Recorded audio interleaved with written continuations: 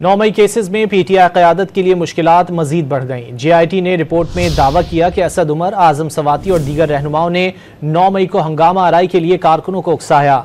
जिना house हमला case समेत 4 मुकदमात की तहकीकाती टीम ने जमशेद और मुसर्रत जमशेद चीमा को मुलव्विस करार दे दिया।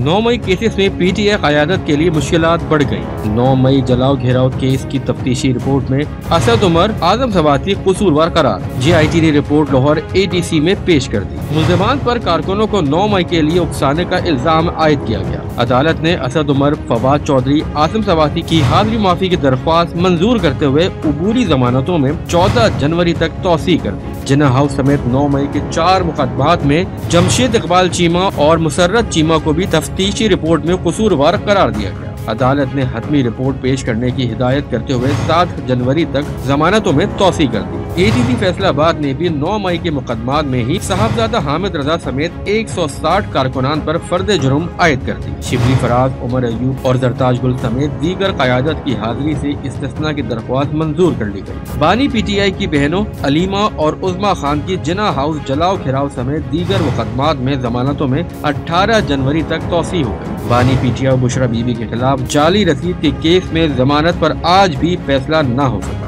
एडिशनल सेशन जज अफजल मुजरका की रुखसत के बाद फैसला 17 दिसंबर को सुनाया जाएगा। दूसरी जानिब अपोजिशन लीडर उमर अयूब ने गिरफ्तारी के खिलाफ पेशावर हाई कोर्ट में तौहीन अदालत की दरख्वास्त दायर कर दी। दरख्वास्त में वजीर दाखिला, IG पंजाब और DPO अटक को फरीक बनाया गया। मौक़िफ़ इख्तियार किया गया कि 19 दिसंबर तक पेशावर हाई कोर्ट से हिफाजती जमात ले रखी थी। इसके बावजूद 5 दिसंबर को गिरफ्तार किया गया। फरीकैन के खिलाफ तौहीन अदालत की कार्रवाई करने की इस्तदा भी की।